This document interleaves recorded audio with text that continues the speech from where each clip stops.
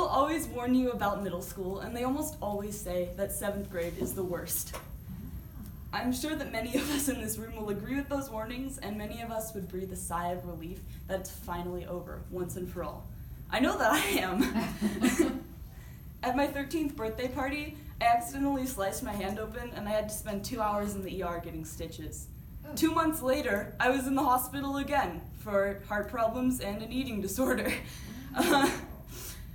I think the worst part of it all was that I got stuck in the maternity ward, and that whenever I walked laps around the ward when I was stable enough, I was with the nurse, and all of the new families got to see my ass in a hospital gown. Oh. 11 out of 10 do not recommend. 8 months after my birthday, and about 10 days after my second hospital stay, we moved here, and I'm super happy that we did. Middle school suddenly became a hell of a time instead of a time of hell. 13-year-old me thought that was pretty cool. 15-year-old me thinks that's pretty cool too.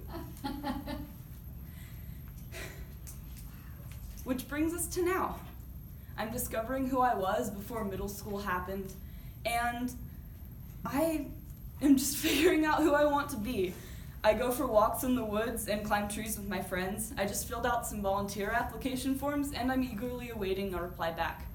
I picked up my violin for the first time in 7 months, and I let myself wear short sleeves because I might as well get used to looking like I had some wild sex with a porcupine. Because middle school is too long to only be 3 years, and life is too short for me to be who I was in middle school. Yeah.